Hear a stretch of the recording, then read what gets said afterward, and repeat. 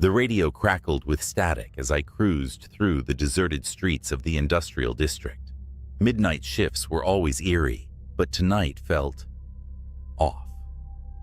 The air was thick with mist, curling through the alleyways like something alive, and the hum of my patrol car's engine was the only sound. Dispatch buzzed in. Unit 8, we have a report of possible trespassing at the old Claymore warehouse.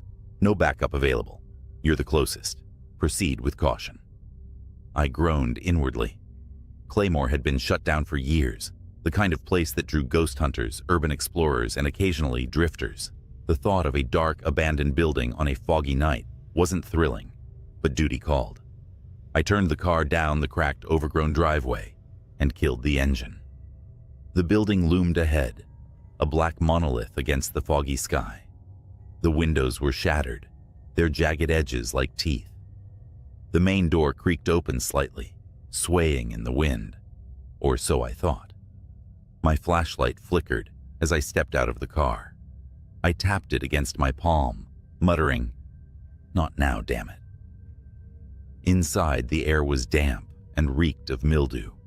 My boots crunched on broken glass as I swept the flashlight across the cavernous space. Empty crates were stacked like forgotten monoliths, casting long shadows. And then I heard it. A faint sound, almost imperceptible. A wet, dragging noise, like someone pulling a sack of stones. I stopped, my heart pounding. "Police," I called out. My voice echoed, sharp and hollow. "If anyone's here, show yourself." The dragging stopped. For a long moment there was silence. Then, from somewhere deeper in the warehouse, a single light flickered on. Not a steady beam, but the weak, sputtering kind you'd find in horror movies. It illuminated a narrow corridor leading further into the building. "Hell no," I muttered under my breath. But something, a mix of curiosity, duty, and the unsettling feeling that I was being watched, pushed me forward. The corridor was lined with doors, each slightly ajar, each emanating a faint metallic smell. As I moved, the dragging sound resumed, louder now, coming from the end of the hall. My pulse quickened. "All right?" I called out, trying to sound more confident than I felt. "Last warning." I reached the end of the corridor, where a door stood fully closed, a rarity in this decrepit building. A faded maintenance sign hung askew on it. The dragging noise was unmistakable now, just beyond that door. Taking a deep breath, I placed my hand on the handle and pushed. The room beyond was lit by a single swinging bulb, revealing a horrific tableau. A dozen mannequins, life-sized, eerily realistic, were arranged in a semicircle. Some were missing limbs. Others had their faces disfigured, melted, or scarred, as if someone had taken a blowtorch to them. In the center of the room stood a figure, its back turned to me. At first glance, it looked like another mannequin. But then it moved, slowly, deliberately. It turned, and my stomach dropped. It was a man, or at least it had been. His face was pale and stretched unnaturally, like it didn't quite fit his skull. His eyes were pitch black, glossy, and unblinking. In his hands, he held what looked like a mannequin's arm, dragging it across the floor. "Police!" I shouted, raising my gun. "Get on the ground, now!" He tilted his head, as if considering my command. Then, without warning, he dropped the mannequin arm and lunged toward me with an inhuman speed. I fired twice, the gunshots deafening in the confined space. He didn't stop. I barely had time to react as he slammed into me, sending me sprawling. My flashlight skittered across the floor, casting wild shadows. Scrambling to my feet, I drew my baton, but he was gone, vanished into the shadows as if he'd never been there. My radio crackled. "Unit 8, status check?" My voice trembled as I replied, "Claymore Warehouse, suspect attacked, requesting immediate backup." The dragging sound began again, but this time it was all around me, echoing from every direction. The mannequins seemed closer now, their hollow eyes fixed on me. And then the lights went out. I stood frozen in the suffocating darkness, the sound of my breathing too loud in the silence. The dragging noise intensified, circling me, but my flashlight was gone, swallowed by the void. My hand fumbled for my radio. "Back up, now!" I barked, the tremor in my voice betraying me. The radio hissed and popped, then went dead. A faint light began to flicker again, not from my flashlight, but from somewhere deeper in the room. It was dim and sickly, illuminating patches of the space like the glow of a dying bulb. The mannequins stood eerily still, but something was different. Their heads, every one of them, were now turned to face me. Their glassy eyes seemed alive, tracking my every move. The dragging stopped. Silence, thick and oppressive, fell over the room. Then from the darkness came a voice, low, guttural, and wrong. "You shouldn't have come." I spun, gripping my baton tightly, but saw nothing. "Show yourself," I yelled, my voice cracking. The voice chuckled, the sound bouncing off the walls. "You think you can leave?" A sudden sharp noise made me whip around. One of the mannequins had moved, or had it? Its arm was outstretched, pointing toward the far wall, where the faint light glowed. My instincts screamed at me to leave, but my legs betrayed me, inching toward the light. The glow revealed another door, slightly ajar. I hesitated, then pushed it open with the baton. The air inside was colder, biting against my face. The room was smaller, its walls covered in symbols I didn't recognize, spirals, eyes, and shapes that seemed to shift when I looked at them too long. In the center of the room was a large mirror, its surface clouded and rippling like water. My reflection was there, but wrong. My face distorted, my eyes sunken and blackened, like the figure I'd encountered. My reflection smiled, even as I stood paralyzed in horror. Behind me, in the mirror's reflection, the mannequins began to move. Slowly, jerking unnaturally, they advanced toward me, their mouths stretched into ghastly grins, teeth glinting where there shouldn't have been any. I spun around.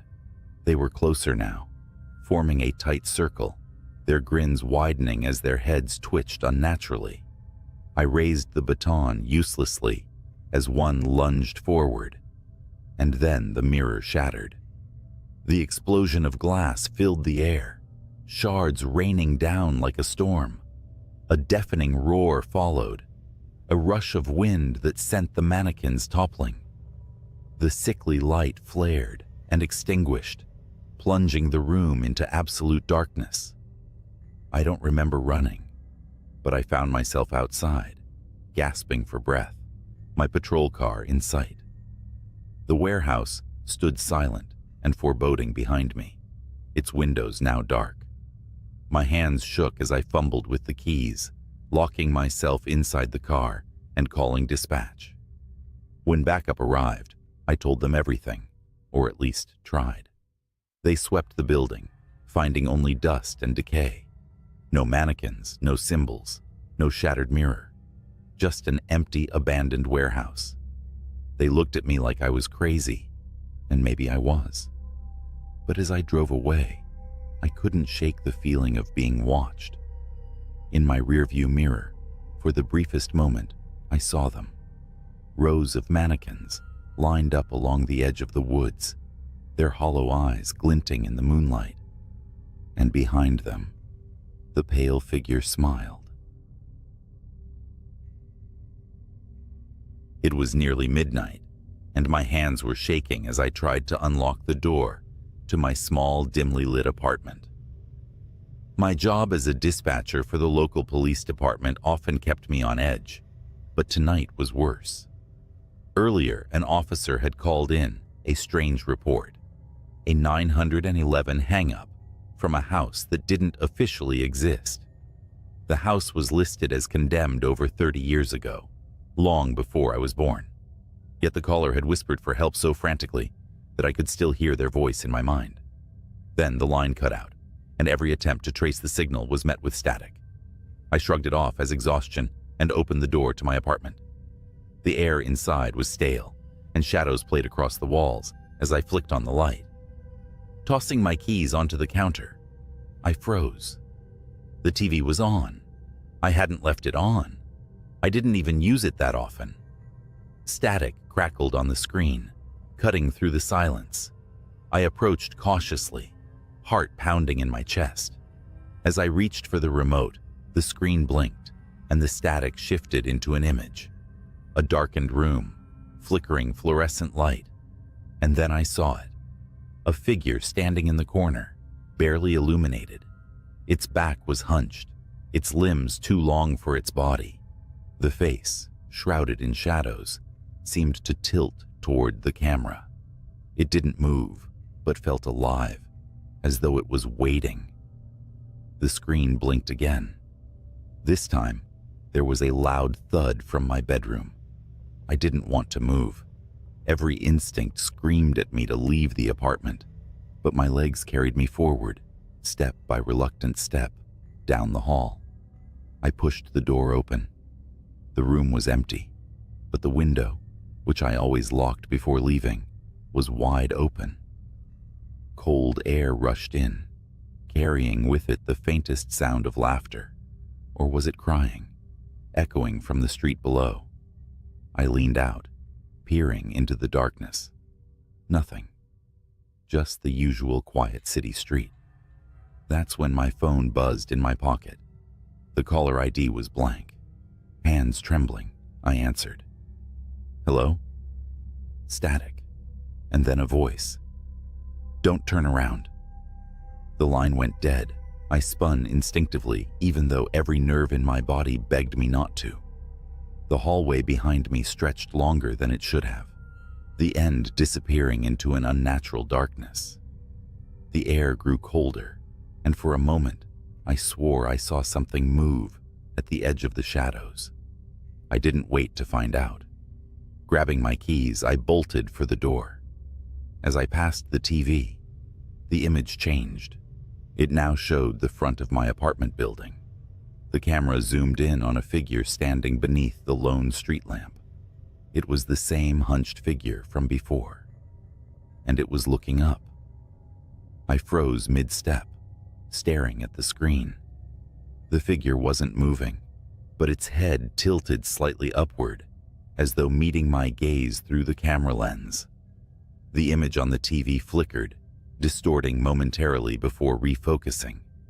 Now the figure had taken a step closer to the building, closer to me. I didn't think. I ran out of the apartment, down the stairwell, and into the cold night air. The street outside was empty, eerily silent for a city that usually hummed with distant sirens and late-night activity. The lone street lamp buzzed faintly, its light flickering. The figure was gone, or so I thought. From the corner of my eye, I saw movement in the shadows across the street, a flash of pale, impossibly long limbs. My instincts screamed at me to get in my car, but my car keys were still sitting on the counter inside my apartment. Think, I muttered to myself, backing away from the shadows. My breaths came out in short, visible puffs, the temperature around me unnaturally cold. Then the static returned, not from the TV, but from my phone. I pulled it out, and the screen was glowing dimly. No caller ID, just a single message. Look up. I hesitated. My neck felt stiff, as though something heavy was pressing down on me. Slowly, against every survival instinct I had, I raised my eyes. There it was. Perched on the edge of the building across the street, its silhouette stretched and distorted against the faint glow of the city lights. Its eyes, large empty voids, seemed to pull every ounce of heat and life from the air. It didn't move, yet the very sight of it made my knees weak. I stumbled back, my heel catching on the curb. The creature's head twitched, then its limbs elongated unnaturally, gripping the edges of the building. In a sickening, fluid motion, it began crawling down the wall, towards me. "Nope, nope, nope," I whispered, spinning on my heel and bolting down the street. My legs burned as I pushed myself to run faster, my breath hitching with each frantic step. I didn't dare look back. The sound of scraping concrete filled my ears, echoing off the buildings around me. I spotted the neon glow of a late-night diner ahead. Light, people, safety. I crashed through the door, gasping for air, startling the few patrons seated at the counter. The cook behind the grill raised an eyebrow. "You okay, buddy?" I couldn't speak. Instead, I staggered to the nearest booth, my eyes darting to the glass windows. Outside, the street was still empty. No sign of the creature. I started to convince myself I'd imagined the whole thing. The stress of the night, the weird 911 call, my overactive imagination. That's all it was. I pulled out my phone to call the police, just in case. That's when I saw it. The reflection in the diner window. It was sitting in the booth behind me, its head tilted at an unnatural angle, the hollow voids of its eyes locked onto mine. Its elongated fingers rested on the table, tapping slowly, rhythmically, as if counting down. 1, tap, 2, tap, 3. The lights in the diner flickered. Then everything went black. I don't remember much after that. Just the sound of my own screams echoing in the darkness. When I woke up, it was morning. I was lying in the middle of the street, the neon sign of the diner buzzing faintly above me. The police said they found no one inside. No cook, no patrons, nothing. Just the faint smell of static and burnt wires. And on my phone, a single new video. I haven't dared to open it. It was 2:37 a.m. when my phone buzzed on the nightstand. The ringtone was barely audible over the sound of rain hammering the windows. Calls at this hour usually meant trouble. Reluctantly, I picked up, expecting a frantic family member or a drunk friend needing a ride. Instead, the voice on the other end was calm, but urgent. "This is Officer Williams with the city's precinct. Am I speaking with your name?" A jolt of anxiety shot through me. I had never been in trouble with the law, but my heart raced like I'd just committed a crime. "Yes, this is me. Is something wrong?" I asked, gripping the phone tighter. "We need you to come down to the station," he said. "It's about your property." My property? That made no sense. I hadn't lost anything, and as far as I knew, my apartment was secure. Before I could probe further, the line clicked dead. I debated for a moment but decided to go. Rain soaked through my hoodie as I sprinted to my car, the streets eerily empty under the sodium yellow glow of the streetlights. When I arrived at the station, I found Officer Williams waiting for me. He was a broad-shouldered man with tired eyes and a uniform that looked like it had seen too many late-night shifts. Without a word, he gestured for me to follow him. The hallways were stark and cold, the fluorescent lights casting everything in a sterile glow. He led me into a small interrogation room where a grainy black and white photo was placed on the table.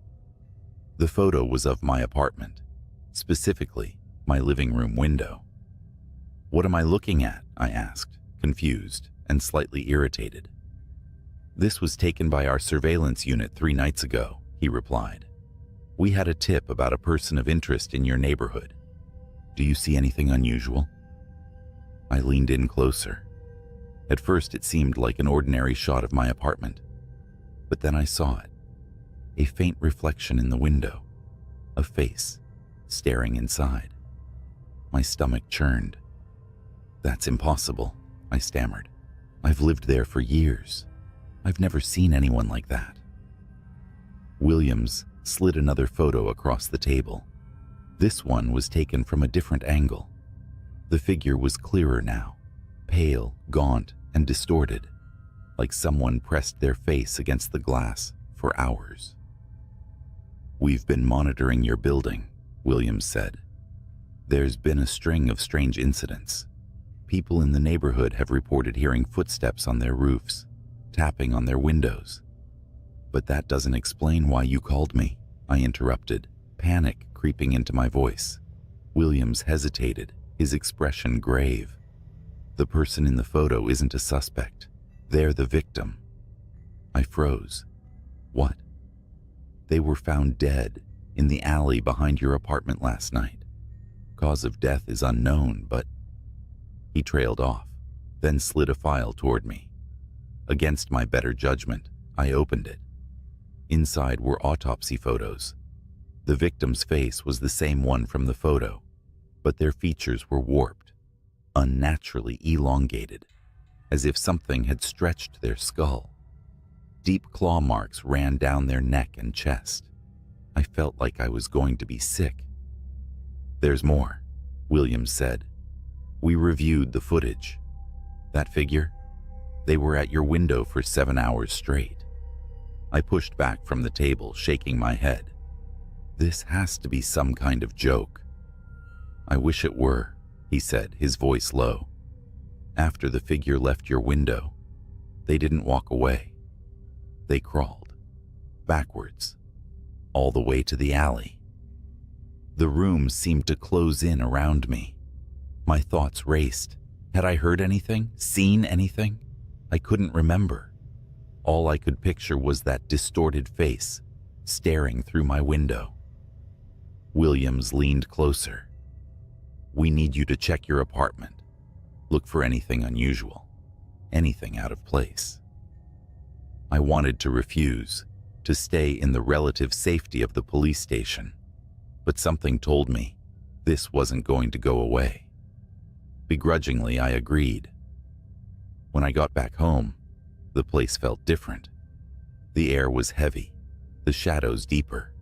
I checked every window, every door, but nothing seemed out of the ordinary. Then I noticed the floor.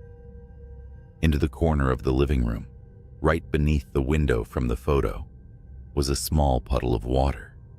It hadn't rained that night, and there was no leak in the ceiling.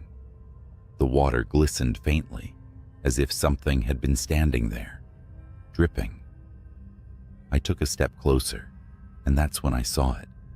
Scratches on the windowsill. They weren't deep, but they formed a pattern. 5 thin lines, like claw marks, running parallel to each other. My heart pounded as I backed away. That's when I heard it. A soft tapping, coming from the bedroom. I froze. The tapping was deliberate, slow and rhythmic, like someone rapping their nails against the glass. My bedroom was at the back of the apartment, with no fire escape and no easy access. Whoever or asterisk whatever asterisk was making that sound shouldn't be there. Gripping my phone, I debated calling the police, but something inside me whispered that they wouldn't get here in time. Every instinct screamed for me to run, to leave the apartment and never come back. But my legs felt like lead. Slowly, I moved toward the hallway, the tapping growing louder with each step. When I reached the bedroom door, I stopped. The sound had changed. It was no longer a steady tap. It was faster now, erratic, like someone was scratching the glass with desperate intensity. My hand hovered over the doorknob. "Who's there?" I called out, my voice cracking. The scratching stopped. The silence was worse. My heartbeat thundered in my ears as I pushed the door open. The room was pitch black except for the faint glow of the street lamp filtering through the curtains. The window was shut, but frost crawled along the glass in jagged patterns, even though it wasn't cold outside. Then I saw it. A shadow in the corner. It didn't move, but I could feel it watching me. "Leave," I whispered, clutching my phone like a lifeline. "Whoever you are, just go." The shadow shifted. Slowly, it stepped into the faint light. My stomach dropped. It was the figure from the photo. Pale and gaunt, with hollow eyes that seemed to sink into its skull. Its limbs were too long, its fingers ending in sharp, blackened tips. But the worst part was its mouth, a jagged, unnatural grin that stretched impossibly wide, revealing rows of needle-like teeth. It tilted its head, watching me with an almost curious expression. Then it spoke. "You left the window unlocked," it rasped, its voice a guttural whisper that sounded like it hadn't been used in years. I wanted to say hello. I stumbled backward, my phone slipping from my hand. The thing lunged forward, its movements jerky and insect-like. I scrambled out of the room, slamming the door shut and locking it. My breaths came in short, panicked gasps as I grabbed a chair and wedged it under the doorknob. The scratching started again, louder this time, more frantic. I bolted for the front door, fumbling with the lock, when the sound stopped. The sudden silence sent a chill down my spine. I turned, half expecting the thing to be standing right behind me, but the hallway was empty. And then I heard it. Soft, deliberate footsteps, coming from the ceiling. I looked up just in time to see the drywall crack and buckle. The creature's face emerged from the shadows, peering down at me through a hole it had clawed open. Its grin widened. "No one escapes," it hissed. Adrenaline kicked in, and I flung the door open, sprinting into the rain-soaked night. I didn't stop until I reached my car, fumbling with the keys and locking myself inside. My hands trembled as I started the engine, the headlights illuminating the empty street. Empty, except for a figure standing in the middle of the road. It was the creature. It didn't run or lunge. It just stood there, staring, its head tilted as if it were memorizing me. I hit the gas, swerving around it and speeding into the night. I didn't stop driving until I reached the police station. Officer Williams was waiting for me, his face pale and grim. Before I could explain, he held up a hand. "I know," he said, his voice barely above a whisper. "You're not the first." He handed me a file. Inside were more photos, more windows, more reflections, more faces twisted in terror.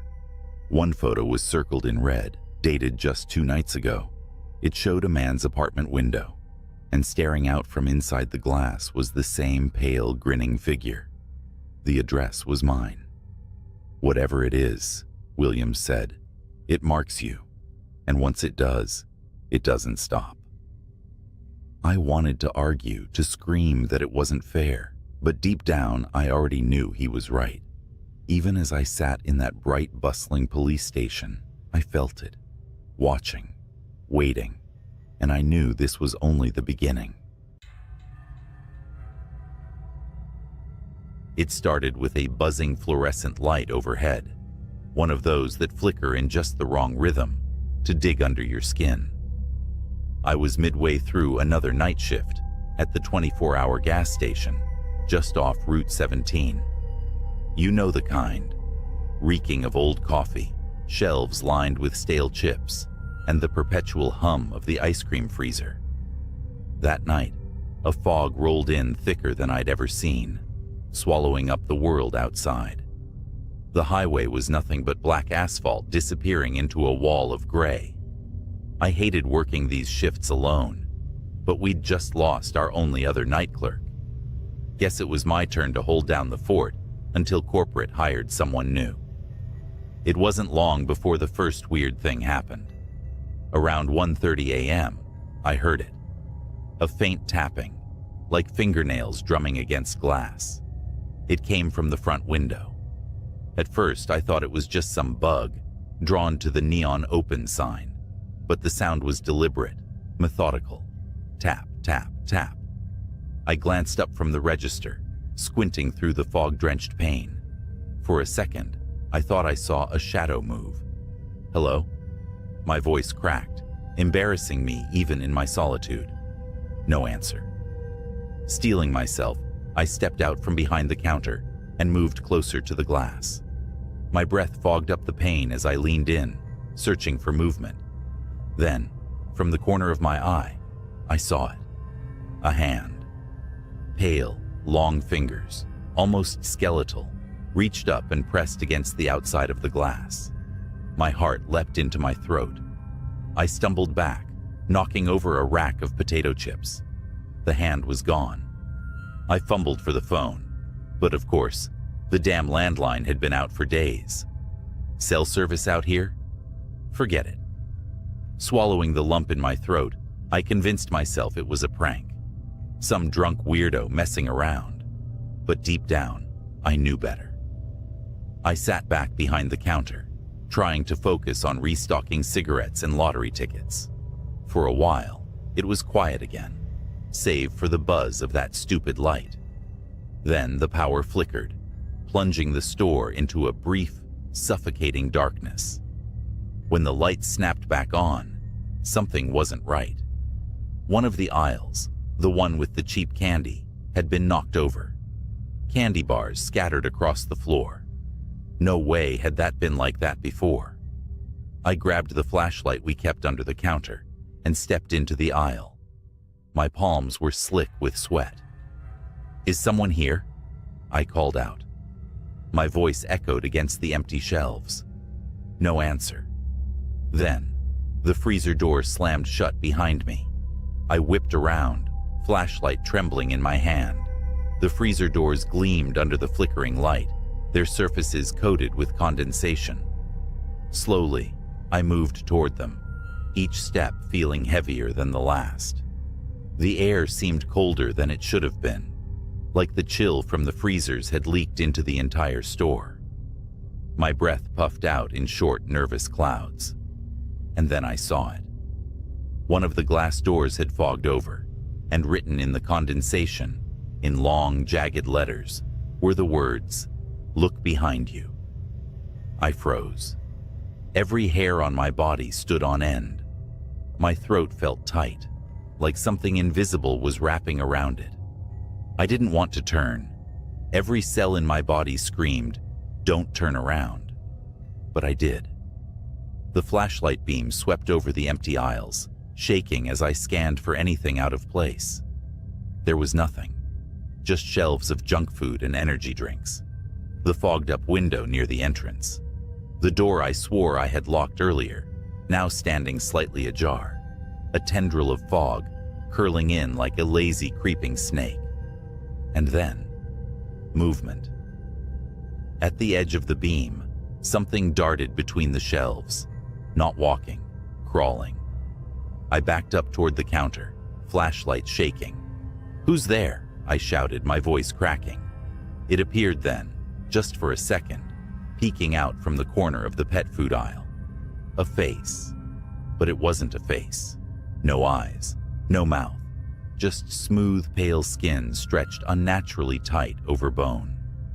The thing leaned out farther, its head cocking to one side like it was studying me. Then it scuttled out of sight, faster than anything human should move. I didn't think, I just ran. I sprinted toward the front door, slamming into the glass, fumbling with the lock. My fingers felt clumsy, the cold making them numb. Behind me, I heard it again, the tapping. But this time, it was everywhere. From the freezer doors, the windows, even the ceiling. Tap, tap, tap. The door finally gave way, and I stumbled out into the fog.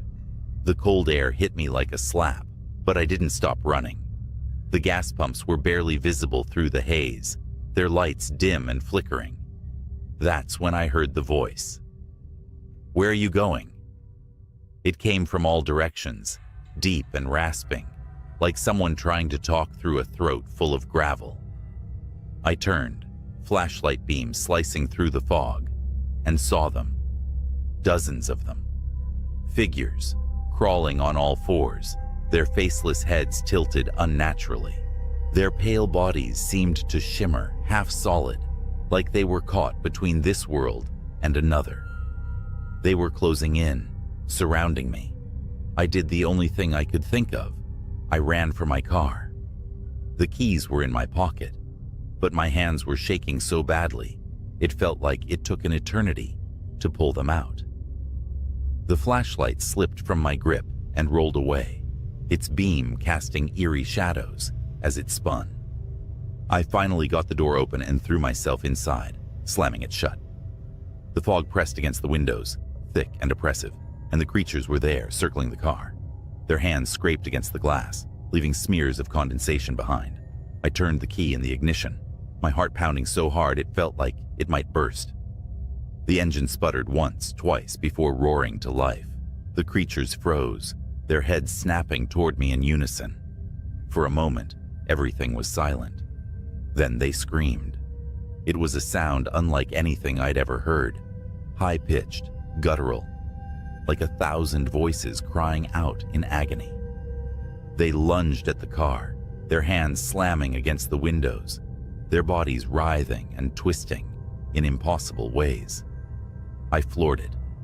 The tires squealed as I shot forward, the creatures scattering in the headlights. I didn't stop. I didn't look back. I drove through the fog, the empty highway stretching out before me like a lifeline.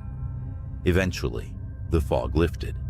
The gas station disappeared in my rearview mirror, swallowed by the darkness. I quit the next day. I still don't know what I saw that night. I don't want to know. But sometimes, when I'm alone at night, I swear I hear it. The tapping. And I can't help but wonder if they ever really let me go. The diner where I worked night shifts wasn't anything special. Just a run-of-the-mill greasy spoon sitting off a desolate highway in the middle of nowhere. Most nights were uneventful, serving truckers, wiping counters, and flipping through an ancient magazine to pass the hours. But that night was different. It started when the clock on the wall chimed midnight, a ritual so mundane that I usually didn't notice it. This time, though, the sound stretched on longer than it should have, like the chime was being dragged, distorted, pulled apart. The fluorescent lights above me buzzed and flickered, sending the room into brief bursts of darkness. I glanced toward the door, half hoping to see a customer walk in and break the eerie silence. Instead, the night outside seemed thicker than usual, the parking lot lights barely piercing the foggy darkness. Then the bell above the door jingled. No one had walked in. That's when I noticed the booth at the far end of the diner. It was occupied. I hadn't heard anyone come in. The man sitting there had his back to me. He wore a black jacket, the kind with a hood, though it was down. His dark hair was greasy and matted, and he sat perfectly still, staring out the window into the nothingness beyond. "Can I help you?" I asked, trying to keep my voice steady. He didn't turn around. Great. Another weirdo. I grabbed the coffee pot and walked over, the sound of my sneakers sticking to the linoleum, filling the oppressive silence. "Coffee?" He turned his head slightly, just enough for me to catch a glimpse of his face. His skin was pale, almost sickly, and his eyes were glassy, unblinking. "Do you ever wonder," he said, his voice low and gravelly, "what's watching when you're alone?" I froze, coffee pot trembling in my hand. What?" His lips curled into a grin, not a friendly one. Before I could respond, the lights in the diner flickered again. The man's grin widened, and when the lights steadied, the booth was empty. My stomach dropped. The coffee pot slipped from my fingers, shattering on the floor. And then, I heard it. A faint tapping, rhythmic and deliberate, coming from the kitchen. I stood frozen, staring at the shards of glass and the growing puddle of coffee at my feet. The tapping continued, echoing from the kitchen in the back. Each sound felt deliberate, as if whatever was making it wanted me to know it was there. My mind raced through rational explanations. Maybe it was a raccoon that got in through the back door. Maybe it was just the pipes. Maybe I was imagining things. But none of those thoughts made my legs stop trembling. "Hello?" I called out, my voice barely above a whisper. No response. The diner was dead silent now, save for the faint hum of the refrigerator and that god-awful tapping. I knew I had to check. As much as I wanted to grab my keys and bolt for my car, my feet betrayed me. I stepped cautiously toward the kitchen, every squeak of my sneakers against the linoleum, sounding like a gunshot in the stillness. The door to the kitchen was ajar, swinging slightly as if it had just been pushed open. The fluorescent light above it flickered erratically. "Anyone there?" I asked, louder this time. The tapping stopped. My breath hitched, and I clenched my fists to keep them from shaking. I stepped through the door and scanned the room. Everything was where it should be. The counters, the griddle, the industrial sink, nothing out of place. Until I saw the freezer door. It was cracked open. I knew I'd closed it. I was sure of it. The freezer was old, and it didn't stay cool unless it was properly latched. I edged closer, feeling the cold air snake out and brush against my skin. The tapping resumed, louder now, and it was definitely coming from inside the freezer. I reached out, my hand trembling as I grabbed the handle. Slowly, I pulled it open. The smell hit me first, metallic, rancid, and suffocating. Inside, the shelves were empty, save for a single object on the middle rack. It was a jar. The glass was smeared with something dark and viscous, and inside a mass of something pulsed faintly, as though alive. My stomach churned, but before I could back away, I heard a voice. "I told you," it whispered, low and guttural. I spun around, and there he was, the man from the booth, now standing in the doorway of the kitchen. His head tilted unnaturally to the side, and his grin was stretched wider than before, exposing teeth that were jagged and wrong. "You ever wonder what's watching?" he hissed, his voice distorted, like static on an old TV. I stumbled back, my foot slipping on the slick freezer floor.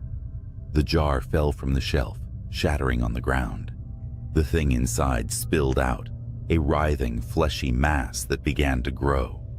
It unfurled long, spindly limbs that slapped against the walls, its surface glistening with a black, tar-like substance. I scrambled to my feet, heart pounding, as the creature turned toward me, its eyeless face twisted and shifted, its mouth opening impossibly wide to reveal rows of jagged teeth.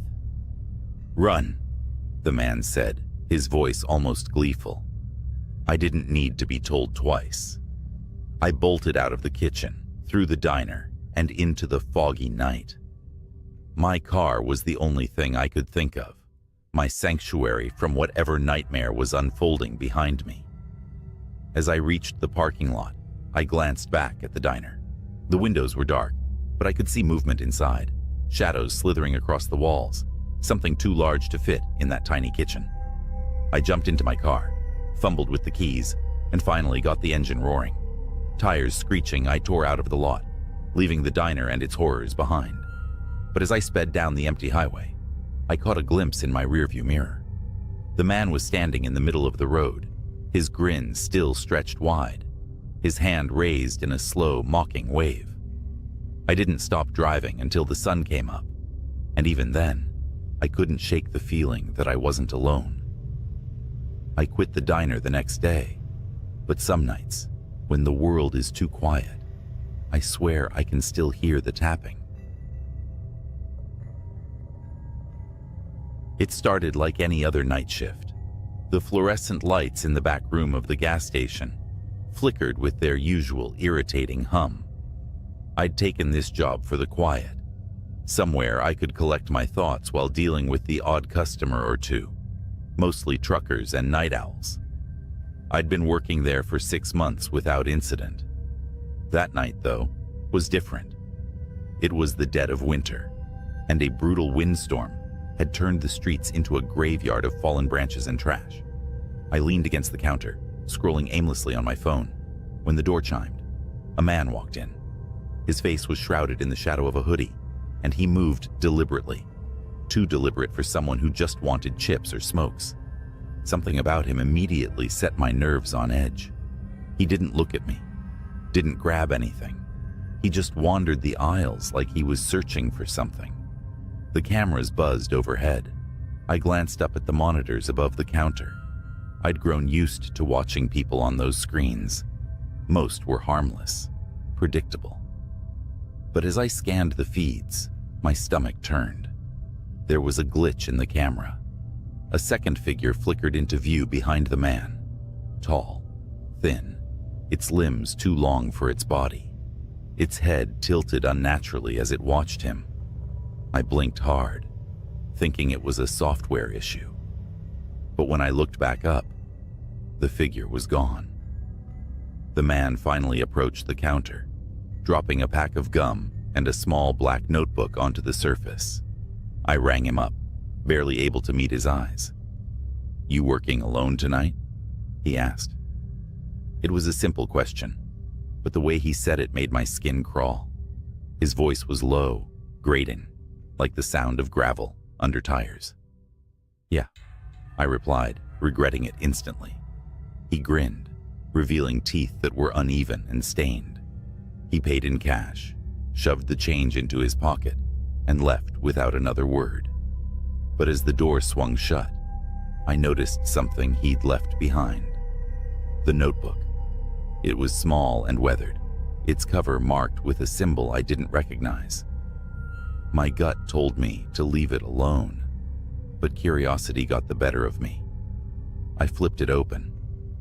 The pages were filled with numbers, rows and rows of handwritten code that made no sense to me. Then at the bottom of one page, I saw something that made my breath hitch.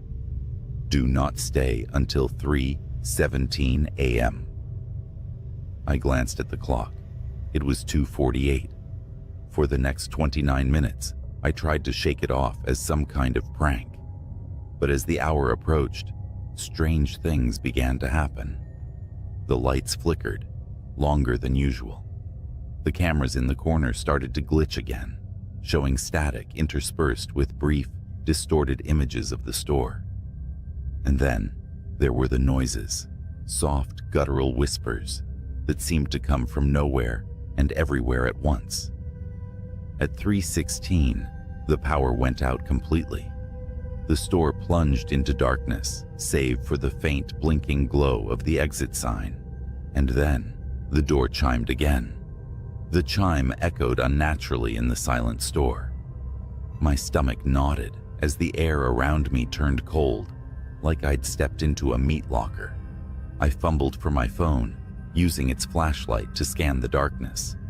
The aisles stretched out like corridors to nowhere, and the shadows seemed to writhe at the edges of the beam. "Hello?" My voice sounded small, trembling. No answer. The chime came again. The door hadn't opened. It was still shut, but the sound repeated over and over, like someone was walking in and out, or something was toying with me. Then a sound from the back room, a dragging noise, heavy and wet, like a sack of meat being pulled across the floor. My body froze, my breathing shallow. The noise stopped, replaced by a faint clicking sound, like fingernails tapping glass. I slowly aimed my flashlight toward the office door. It creaked open, just a crack, revealing only darkness within. "Who's there?" I whispered, barely audible even to myself. A voice answered, low and distorted. "You should have left." I nearly dropped my phone. The voice came from everywhere, above me, behind me, inside me. I took a step back, my heel catching the edge of the counter. That's when I saw it on the cameras. The monitors, somehow still active despite the power outage, showed the store from every angle, and in every feed, it was there. The thing I'd seen earlier, flickering like a broken signal. It stood impossibly tall, its head brushing the ceiling. Its body was grotesquely elongated, with limbs that bent in ways no humans should. Its face was nothing but a void, darker than the surrounding shadows. It moved slowly down the aisle, its steps silent but deliberate, coming straight toward me. I spun around, shining my light. Nothing was there. Yet on the cameras, it was only feet away. My fight or flight instincts kicked in, and I bolted for the back door.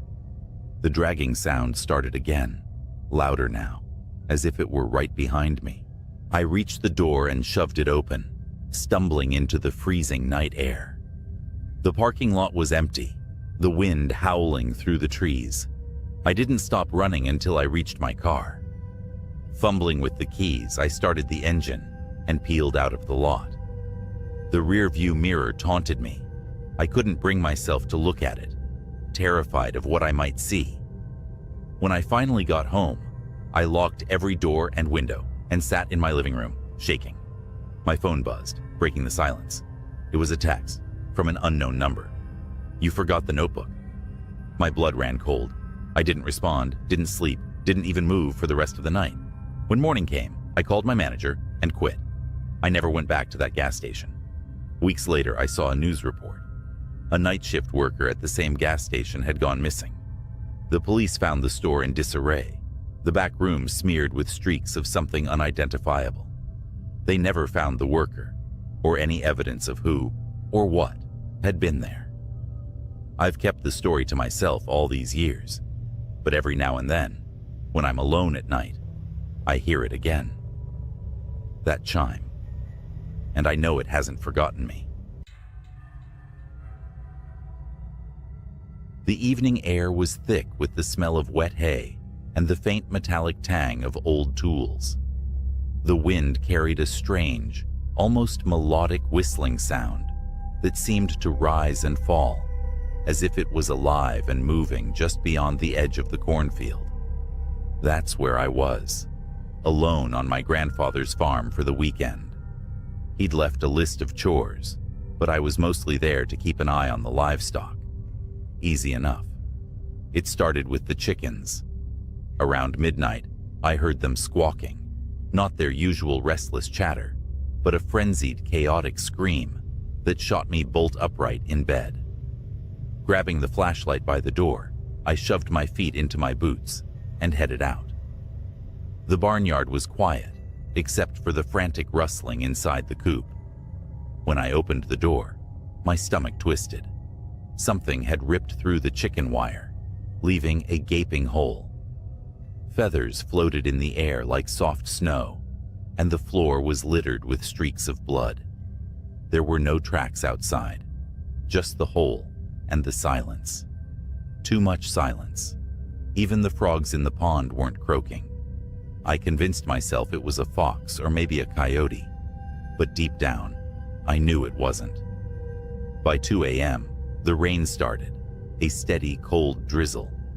I was lying in bed, staring at the wooden beams above me, when the faint sound of movement reached my ears. It wasn't coming from the house, but from somewhere outside.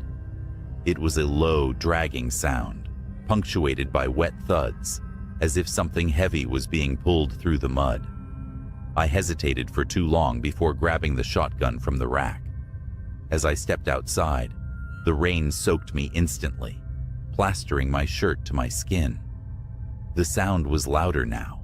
It was coming from the silo. The old wooden structure loomed ahead, its weathered planks dark against the stormy sky. I told myself it was the wind, or maybe the rain, knocking loose a tarp. But as I approached, the dragging sound stopped. I swung the flashlight beam towards the base of the silo. That's when I saw it. A figure was hunched over the pile of spilled corn, its arms long and bony, the skin stretched tight over sharp joints. Its back was to me, but its movements were jerky and wrong, like a puppet with tangled strings. I froze, the beam of light shaking as my hands trembled. Whatever it was, it turned its head slowly, unnaturally far, until its face was visible in profile. Its eyes were hollow, its mouth impossibly wide, filled with rows of teeth that looked more like shards of broken glass. It grinned, a thin, split-lipped smile, that made my knees buckle. And then it stood. It was tall. Too tall.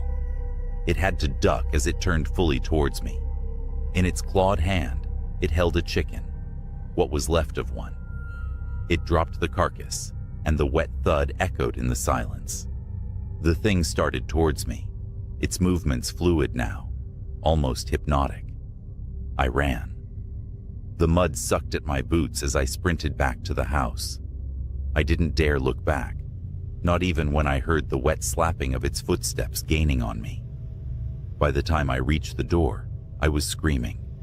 I slammed it shut, bolting the lock and shoving the kitchen table against it for good measure. The footsteps stopped just outside. The porch creaked as it stepped up, and I could hear it sniffing, the sound wet and guttural. Then, nothing. I stayed up the rest of the night, the shotgun cradled in my arms, the flashlight trained on the door. It didn't return. Not that night. But the farm wasn't the same after that. Strange things kept happening. The cows refused to graze near the silo, and I found deep clawed marks gouged into the barn doors. And every night, without fail, that melodic whistling would drift through the air, growing louder as it approached the house. I left that farm the next morning, my chores undone. I never told my grandfather what happened. I didn't have to. When he called me weeks later, his voice was shaking. He said something was out there, something that didn't belong. He never saw it, but he heard the whistling. He sold the farm not long after that. Last I heard, the new owners abandoned it after their son disappeared. They said he was playing near the silo. I know better. I wish I could say that was the end of it, that I left the farm and the horrors stayed there, tied to the land like a bad dream. But things like that don't let go so easily. They follow you. They linger. A few months after I left, I moved to the city, hoping the crowded streets and constant hum of life would drown out the memories. It worked for a while. I even started sleeping better, the image of that grinning, hollow-eyed thing fading with time. Then, one night, I heard it again. I was walking home late, my breath fogging in the chilly air. The streets were empty, the kind of quiet that feels unnatural in a city. I'd just turned a corner when I heard it. The whistling, that same melodic tune, the one I had convinced myself was just the wind back on the farm. I stopped dead in my tracks, my pulse hammering in my ears. It was faint, almost playful, coming from somewhere up ahead. Slowly, I turned my head. The streetlights flickered, casting long, jittery shadows. For a moment, I saw nothing, just empty sidewalks and parked cars. Then, it stepped into the light. It was the same as before, tall, gangly, its skin stretched taut over bones that seemed to shift and crack as it moved.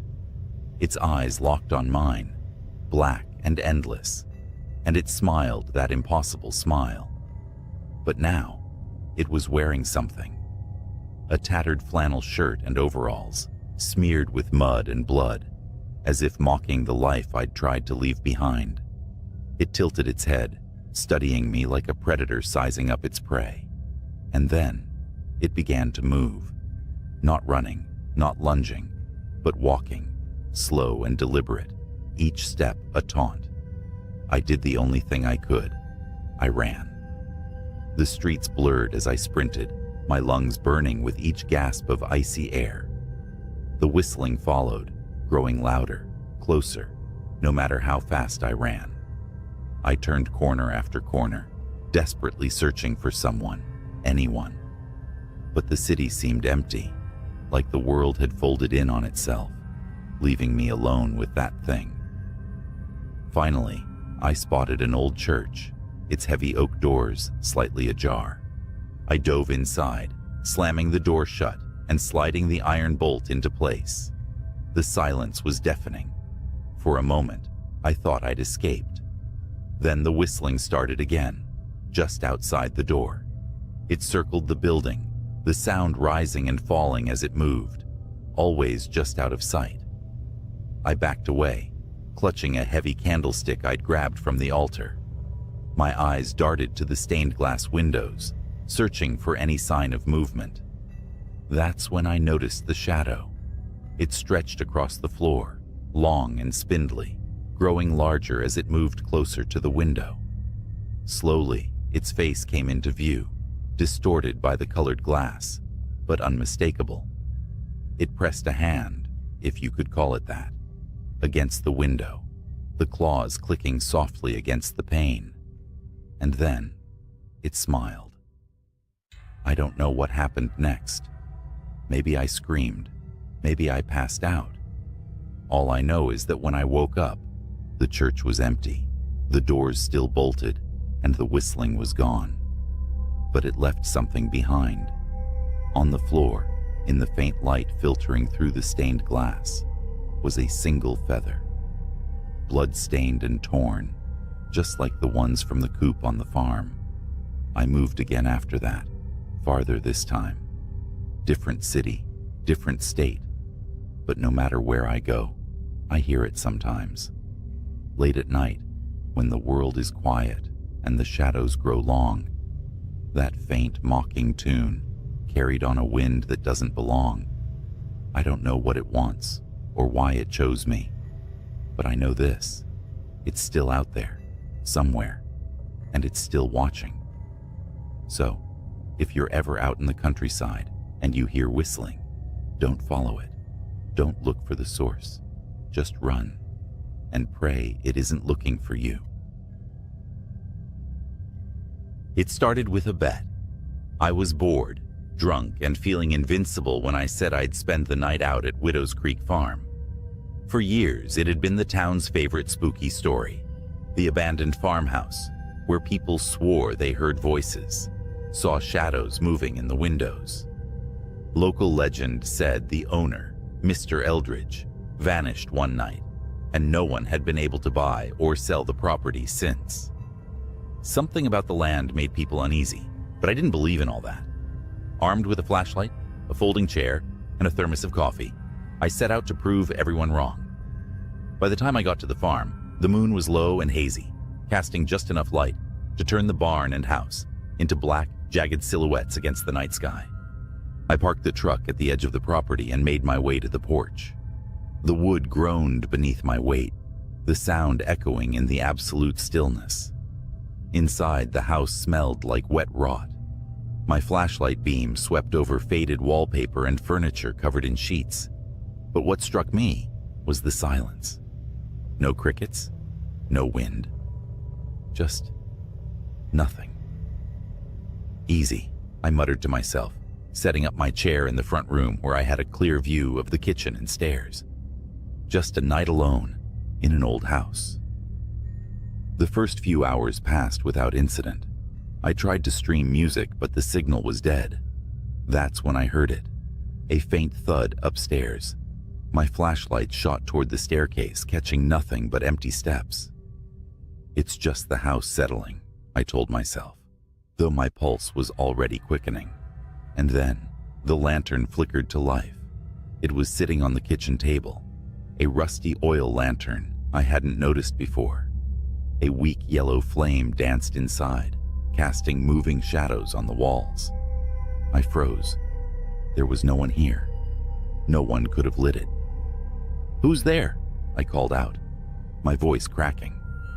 The lantern flame sputtered as if in response, then settled into a steady glow. I stepped closer, my boots dragging against the warped floorboards. The lantern's glass was clean, the wick trimmed.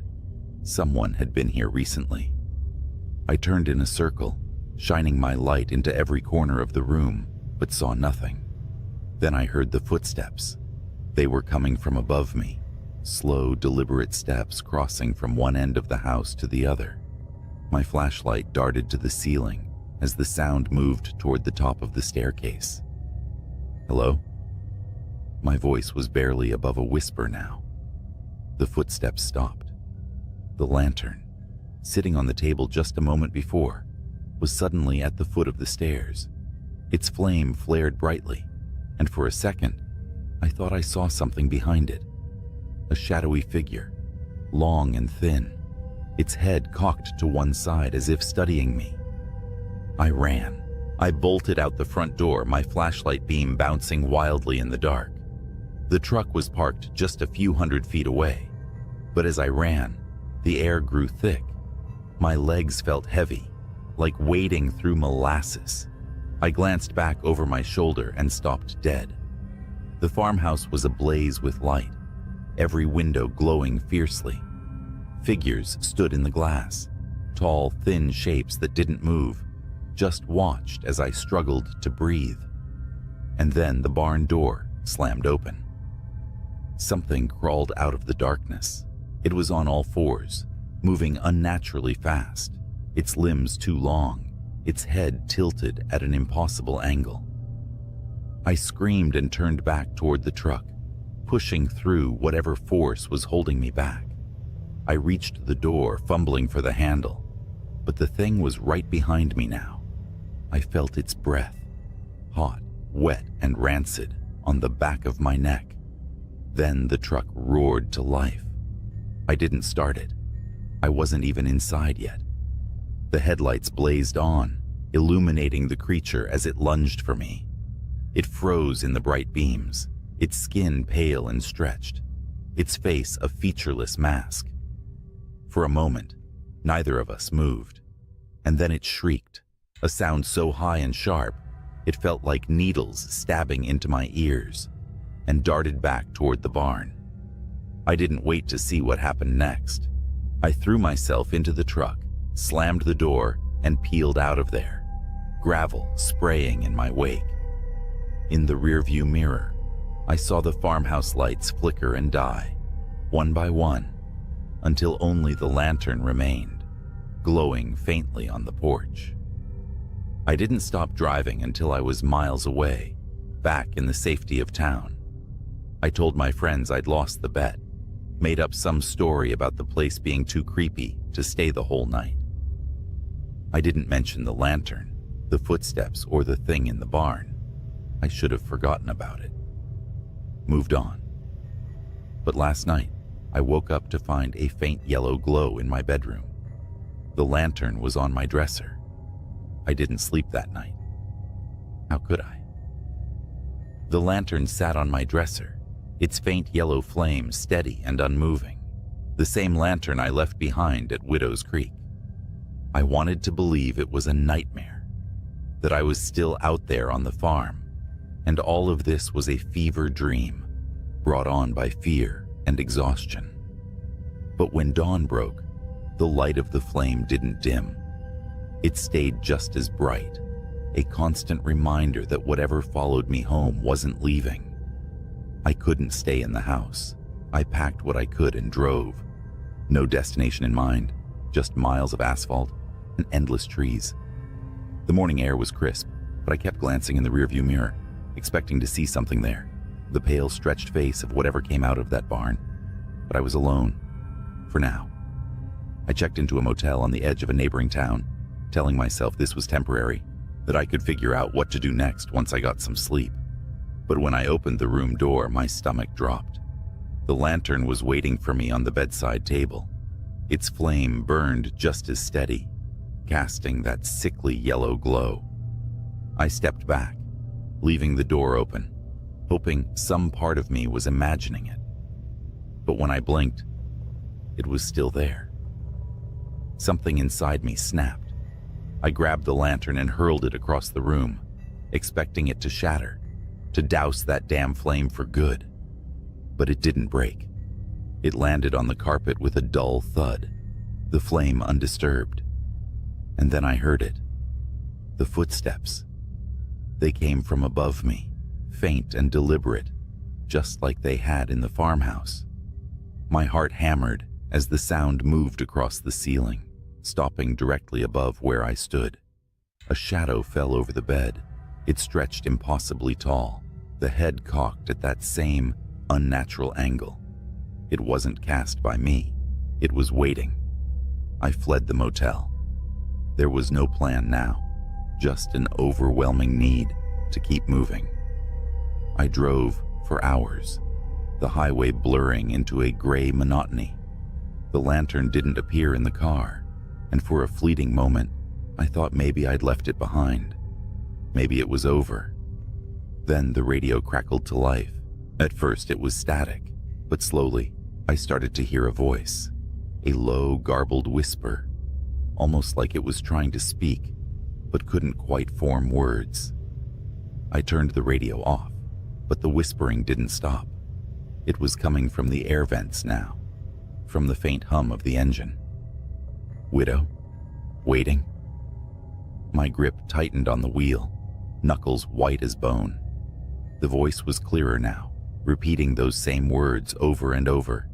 Widow, waiting, widow, waiting. It was nearly sunset when the truck broke down. The engine sputtered and died, leaving me stranded on a stretch of empty road. I sat there for a long time, gripping the steering wheel like it was the only thing tethering me to reality. When I finally got out, the landscape around me was unfamiliar. Flat fields stretched out on either side of the road, broken only by the silhouette of a barn in the distance. My blood ran cold. It was Widow's Creek. The truck wouldn't start. My phone had no signal. I was trapped, and I knew I wasn't alone. The lantern was on the hood of the truck now, its light flickering weakly in the dusk. The footsteps started again. They were closer this time, moving with purpose, circling the truck. I couldn't see anything, but I felt it. A presence, heavy and oppressive, like the air itself was pressing down on me. My flashlight barely cut through the growing darkness, but I swept it in frantic arcs, trying to find the source of the sound. That's when I saw them. Figures emerging from the fields, their movements slow and jerky. They were tall and thin, their bodies stretched unnaturally, their faces blank slates of pale skin. Dozens of them all converging on the truck. I grabbed the lantern off the hood without thinking, clutching it like it might somehow protect me. The figures stopped, their heads tilting in unison toward the light. The flame flared brighter, and for a moment, they hesitated. "Leave!" I screamed, holding the lantern high. The figures shrank back, their forms dissolving into the shadows. But the moment didn't last. The flame sputtered, growing dimmer, and they began to move again. Faster this time, closing the distance with unnatural speed. I don't remember how I made it back to the farmhouse, only that I did. The lantern led me, its glow flickering through the dark, guiding me past the barn and into the house. The door slammed shut behind me, and I locked it, though I knew it wouldn't keep them out. The figures were at the windows now, their faces pressed against the glass. The lantern sat on the table where I'd first found it, its flame burning weakly. And then it spoke. "Burn it," the voice whispered, faint and hollow. "End it." I didn't hesitate. I grabbed the lantern and smashed it against the floor. The oil spilled out, catching fire immediately. The flames spread fast, consuming the room, the walls, everything. The figures at the windows screamed, their cries high and inhuman, and then they were gone. I ran. The farmhouse burned behind me, a towering inferno that lit up the night. By the time I reached the edge of the property, the house had collapsed in on itself, the flames dying down to embers. I don't know what I unleashed that night, or if I stopped it. The lantern was gone, but its light still haunts me. Sometimes when the nights are quiet and the air is still, I catch a faint yellow glow out of the corner of my eye, and I wonder if it's waiting for me to come back. The night started like any other, quiet, uneventful, with a slight chill in the air as the moon hung high over the sprawling farmland. I'd agreed to watch over my friend's farm while he and his wife took a rare weekend off. The place was massive, bordered by dense woods on one side and endless cornfields on the other. I was promised nothing more than a cozy guest room and some peace. Instead, I got something I'll never forget. By midnight, the house was silent. The livestock, a handful of cows and a stubborn old mule, were already settled in the barn. I'd finished my last round through the property, locked the doors, and double-checked the generator, since the area was notorious for power outages. All seemed fine. I was halfway into a second beer, flipping channels on an old TV in the living room, when I heard it.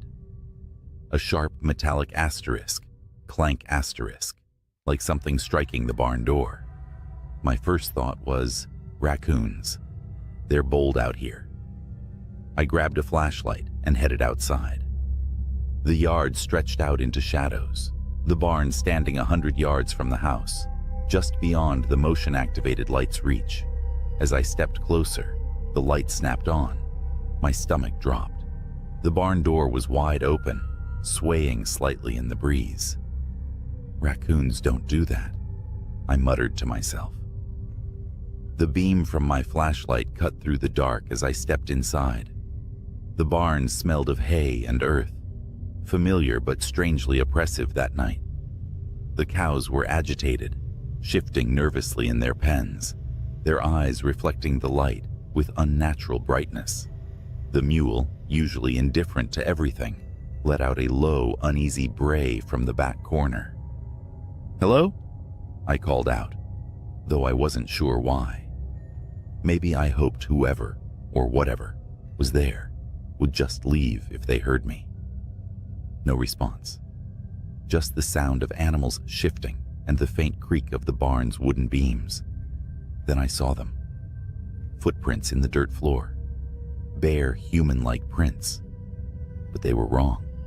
The toes were too long, almost clawed, and the stride was unnatural, too far apart, like whoever made them was crawling or bounding rather than walking.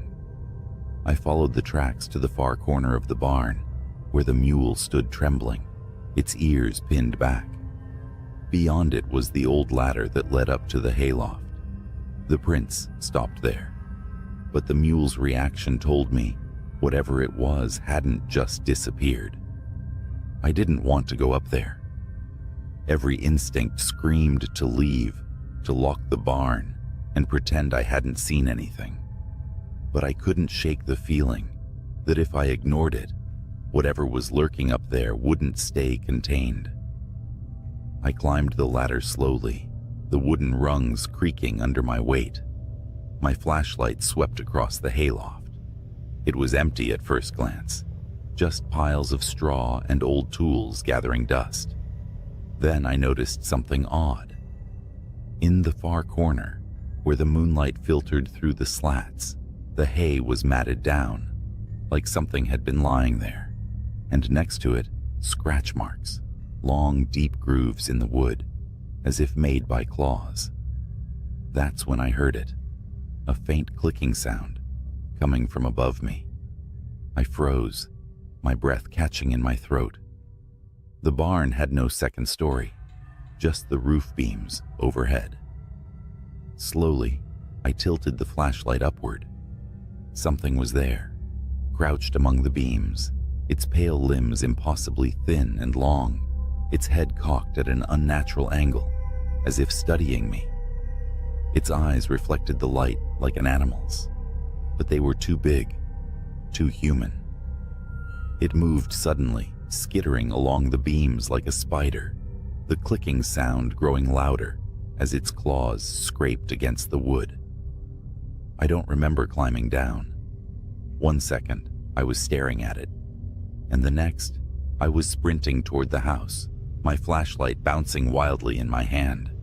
I slammed the door behind me and locked it, my heart pounding so hard, it hurt. The house felt wrong now, like it wasn't safe anymore.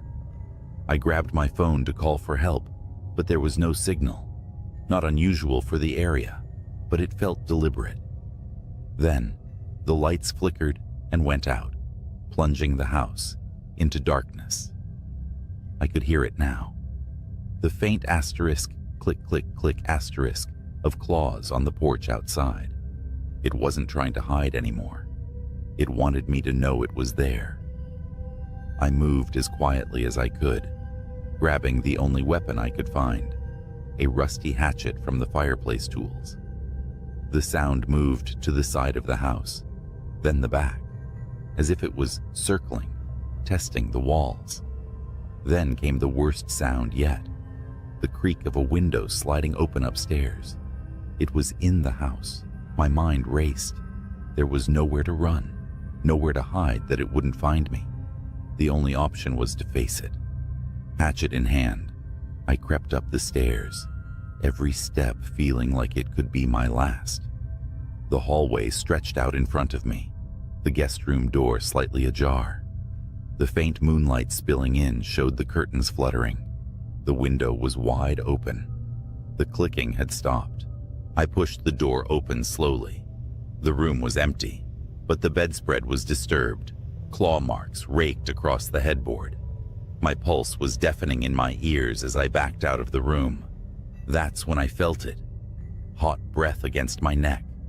I spun around, swinging the hatchet wildly. It caught something, the blade sinking in with a wet asterisk thunk asterisk. A screech filled the air, high-pitched and inhuman. The creature recoiled, its long limbs thrashing as it tried to pull away. I saw it clearly for the first time, its skin pale and stretched taut over its bones, its face a grotesque mimicry of human features, twisted into something predatory. I didn't stop swinging until it stopped moving. When the sun rose, I buried what was left of it in the woods. I don't know what it was, and I don't want to know. My friend's farm looks peaceful in the daylight, but I'll never stay there again. Some things aren't meant to be explained, and some places aren't meant to be guarded alone. A week after that night, I got a call from my friend. He thanked me for watching the farm and casually asked if I noticed anything strange while I was there. I hesitated, unsure of what to say. How could I explain what happened without sounding insane? Instead of answering directly, I asked why he'd asked. His tone shifted, less casual, more guarded. Well, he began, we've been having issues for a while. Strange sounds in the barn, missing animals. Thought maybe it was coyotes or feral dogs, but the footprints we've found don't match anything we know. The neighbors have seen things near the woods. Things? I asked, my voice tight. Yeah, like figures. Too tall, too thin, running on all fours. One of the neighbors swears it looked right at him. They won't come near the property now. He laughed nervously.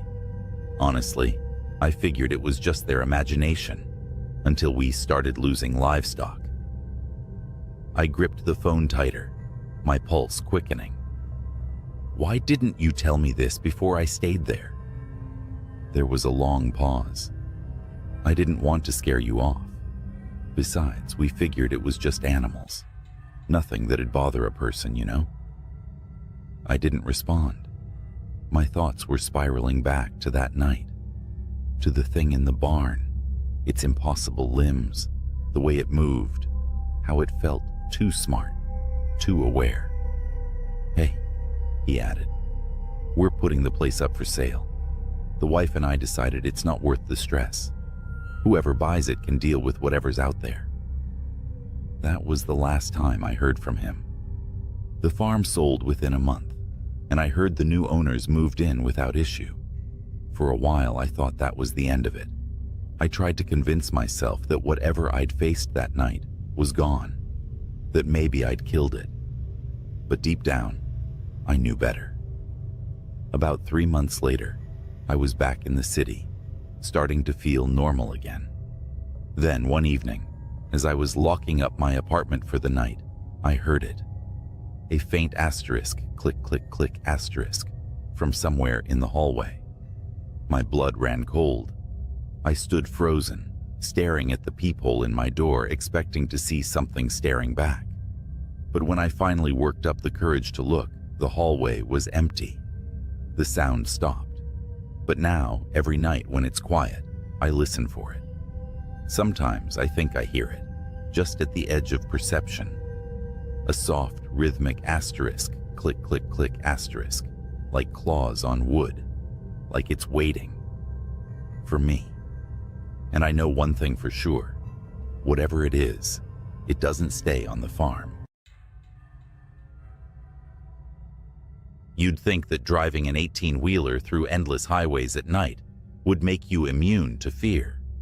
I mean, I've seen it all. Road rage, accidents, even a guy walking naked on Route 66 like he was auditioning for a horror flick. But what happened last month? That wasn't the usual trucker nightmare. That was something else. Something wrong. I'm hauling cargo across Nebraska, about 2 a.m. The road is a strip of black slicing through miles of flat nothingness. It's quiet except for the steady hum of the rig's engine, the kind of quiet that lets your thoughts wander to dark places. Then, my CB radio crackled to life. "Breaker 19, you out there?" The voice was low, shaky. I hesitated. Usually it's other truckers chatting about routes, weather, or just swapping jokes to kill the boredom. But something in his voice had me grabbing the mic. "Yeah, this is Long Haul. What's up?" Static hissed for a moment before his reply came through. I think I'm being followed." "Followed?" I asked, gripping the wheel tighter. My eyes scanned the rearview mirrors out of reflex, even though I knew the highway behind me was empty. "You sure about that? Ain't nobody out here but us." The radio crackled again, and his voice came through more frantic this time. "It's not a car. I don't know what it is. It's been tailing me since mile marker 240. Every time I look back, it's closer." "Closer? What are you seeing, man?" I asked, feeling a bead of sweat roll down my temple. Nebraska highways don't exactly have streetlights, and whatever he was dealing with was probably some stray animal or a trick of the dark. He didn't answer right away. Instead, there was a long pause, filled only with static, before he finally whispered, "Eyes." "Eyes?" I repeated, my stomach tightening. "Yeah," he said, his voice trembling. "Like headlights, but wrong. Too low to the ground, and they flicker, like they're blinking. I swear to God, man, it's watching me." I glanced at my GPS. Mile marker 240 was about 10 miles behind me. Whatever was happening to this guy, it wasn't far off. "All right, buddy, stay calm. Where are you now?" "Just past mile marker 250. It's still back there, but it's closer. I can feel it." His voice cracked, and for the first time, I heard real terror in his words. This wasn't just highway paranoia. He truly believed something was after him. "Listen," I said, trying to keep my voice steady. "There's a rest stop at 255. Bright lights, other truckers. Head there, and I'll meet you." "No," he snapped, almost yelling. "It won't let me stop. Every time I slow down, it gets closer. I can hear it, like claws scraping the pavement." My blood ran cold. I turned on my high beams, as if that would somehow protect me. "What's your rig?" I asked. "I'll look for you on the road." "Freightliner Cascadia. White cab, red trailer," he muttered. "But I don't think you'll make it in time." Then the radio went dead. I grabbed the mic again. "Breaker 19, you there? Talk to me." Static hissed in response. My heart pounded as I pushed the accelerator, the engine growling as the truck surged forward. I was determined to catch up to him, or at least see what the hell was going on. At mile marker 252, I spotted him. A white Freightliner with a red trailer barreled down the highway ahead of me, swerving erratically. His brake lights flickered, as though he was trying to stop, but couldn't. Then I saw them. Eyes. two faint yellowish glows, low to the ground, darting in and out of the darkness behind his trailer. They weren't headlights. They were alive.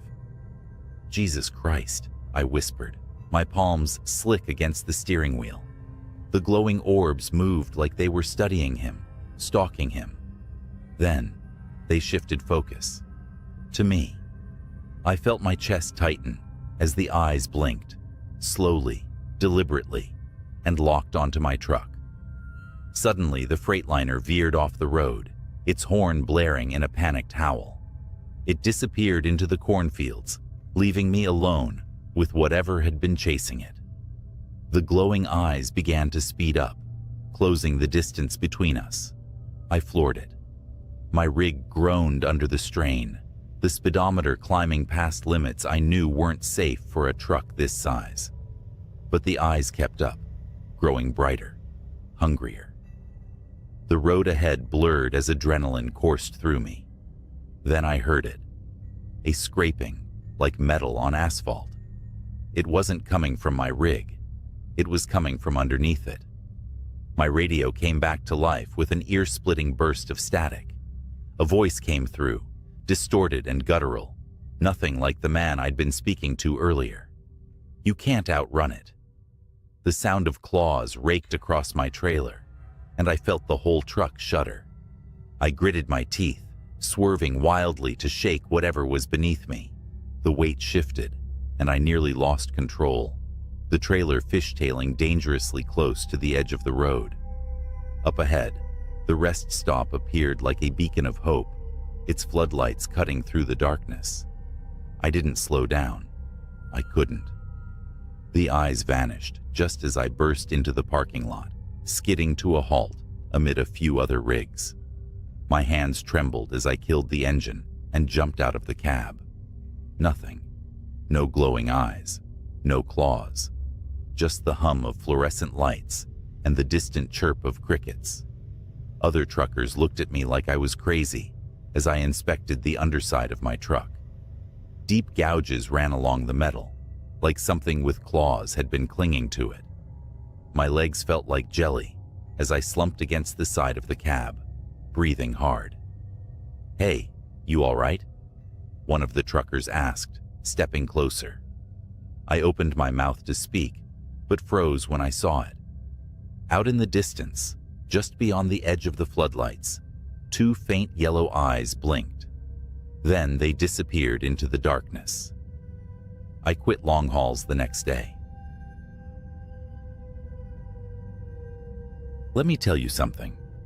Long-haul trucking is not for the faint of heart, not just because of the endless miles or the isolation, but because of the things you see at night. I've been on the road for over 15 years, driving through every back road, highway, and nowhere town you can imagine. Nothing shakes me easily, but one night, one stretch of black asphalt made me question everything. It was a clear autumn night when I picked up a late delivery from a warehouse in Kentucky, heading west to Missouri. The load wasn't anything out of the ordinary, crates of furniture, some tools, but the route took me through a patch of the Appalachians that's more shadows than road after dark. Truckers call it the Devil's Backbone. Why? Because people and vehicles disappear there. But nobody ever really talks about it. We just drive. As I crossed into the mountains, the CB radio crackled. A gruff voice, another trucker said, "Breaker 19, anyone rolling through Backbone tonight, might want to steer clear." Silence. I should have turned around then, but I didn't. Superstitions, I muttered to myself. Besides, I had a deadline to meet. An hour later, the road narrowed. The moonlight barely penetrated the thick trees overhead. My headlights fought against the ink-like darkness. The forest leaned too close, like it was watching. Then it happened. Out of nowhere, a shape darted into the road. I slammed on the brakes, my trailer screeching and groaning behind me. The truck stopped inches from what looked like a deer? No, not a deer. It was too tall, too thin. The thing turned its head toward me, and I swear its face wasn't right. Black eyes, like a doll's eyes, and its mouth, jagged like it had too many teeth.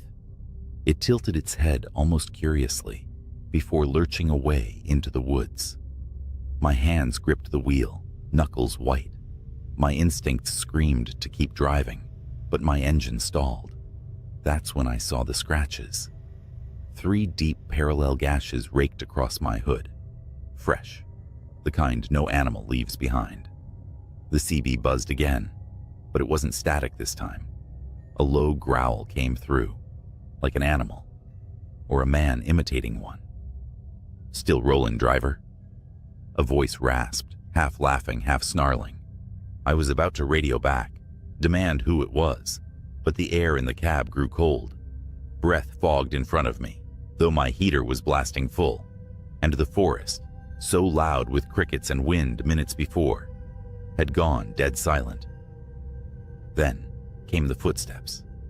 Heavy, slow, something big, something deliberate. I refused to look out the window, but in my mirror, I saw the outline of something. Something tall, too tall. It stood just beyond the reach of my brake lights, watching. A gut instinct I'd never felt before screamed at me to stay in the cab. The truck finally roared back to life. I floored it, the trailer swaying as I tore through the twists and turns. The further I got, the more the feeling of being hunted lessened. But it wasn't over. 30 miles later, I pulled into a rest stop, one of those desolate lots with a vending machine and a flickering light. Another rig was parked there, engine off, but no driver in sight. I stepped out, my boots crunching gravel, and checked my hood. Those gashes, they weren't just scratches anymore. They were smoking, smoldering like they'd been branded into the metal. And then, from the woods beside the lot, came a laugh. Not a man's laugh, not a child's laugh. It was distorted, like a tape player chewing on a bad recording. The hairs on my arms stood on end. "Driver," the same voice from the CB crooned, but this time it wasn't over the radio. It was in the air, behind me. I spun around, but no one was there.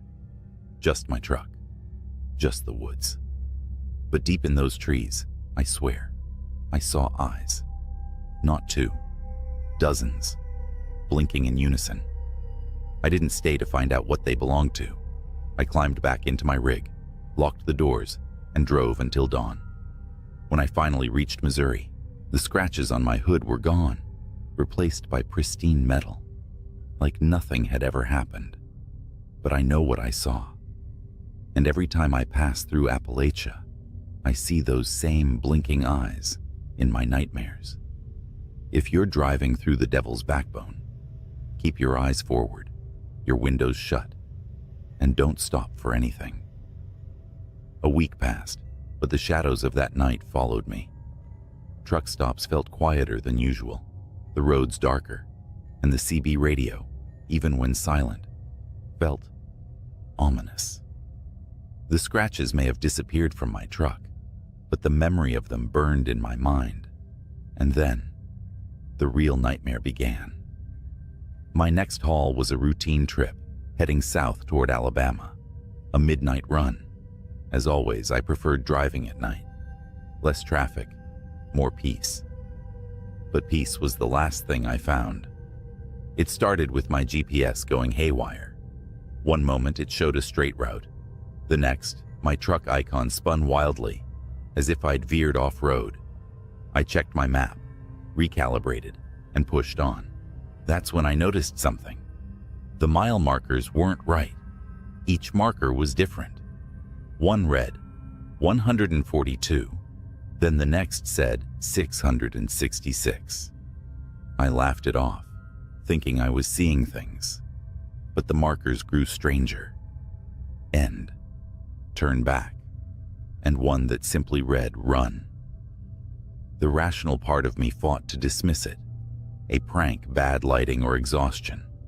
But deep down, I knew better. And then I saw the rig. It was pulled over on the shoulder, headlights blazing. The truck looked abandoned, door swinging gently in the breeze. I slowed, radioing out of habit. "Breaker 19, you need a hand, driver?" Static. The closer I got, the more I noticed something wasn't right. The rig's cab was empty, but the trailer doors hung open, swaying like something or someone had forced them apart. What stopped me cold was the graffiti scrawled across the trailer in thick black letters. "Nothing leaves." I slammed the accelerator. My rig roared forward, the abandoned truck disappearing in my mirror. About 10 minutes later, my CB crackled. "You left something behind, driver." A voice whispered, raspy and wet, like someone speaking underwater. "Who is this?" I snapped, my voice shaking. Silence. Then another sound, a scraping, like nails on metal. My stomach dropped as I realized it wasn't coming from the CB. It was coming from the trailer. Whatever it was, it had hitched a ride. My headlights caught a curve in the road ahead, forcing me to slow down. The scraping grew louder, more frantic, as if whatever was back there knew I was easing up. I gripped the wheel, heart pounding, until I couldn't take it anymore. I pulled over, leaving the engine running, and grabbed my flashlight. As I stepped out, the night wrapped around me like a suffocating blanket. The air was heavy, too quiet. I circled to the rear of the trailer, every crunch of gravel under my boots echoing too loud. My flashlight beam trembled as I pointed it at the doors. Deep gouges raked across the metal, forming patterns. No, symbols. My hands were sweating, but I reached for the handle. The moment I unlatched it, the doors flew open, and someone lunged at me. I stumbled back, falling hard on the asphalt. It was a man, or what used to be one. His skin was gray and stretched taut, his eyes sunken, but blazing with a sickly yellow light. His mouth twisted into an inhuman grin as he crawled toward me on all fours, faster than any human should. I scrambled back, yelling, "Stay the hell away!" But he didn't stop. His movements were jerky, like a puppet on strings, and his grin widened impossibly as he reached out. That's when I heard it. The sound of tires screeching, a horn blaring, and then the crunch of impact. Another truck coming around the bend had plowed into the figure, throwing it into the ditch. I staggered to my feet, breathing hard, as the driver of the other rig jumped out. "You okay?" he asked, looking me over. I pointed to the ditch, but when we checked, the thing was gone. Only a smear of dark, oily blood remained. We didn't talk much after that. The other driver offered to follow me to the nearest truck stop, and I didn't argue. The rest of the drive was uneventful, but the entire time, I felt those eyes on me, watching, waiting. When I reached the stop, I parked, climbed into the sleeper, and locked every door. I didn't sleep. I couldn't. Somewhere out there, in the vast darkness, that thing was still lurking.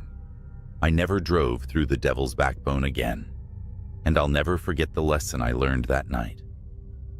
Some roads aren't meant to be traveled. I glanced at the dashboard clock. 2:43 a.m. The highway was dead, a straight ribbon of asphalt vanishing into the darkness. My CB radio crackled faintly with static, the voices of distant truckers trading stories to stay awake. I adjusted my cap and yawned, the hum of my 18-wheeler lulling me into a dangerous sense of calm. Then, out of nowhere, a voice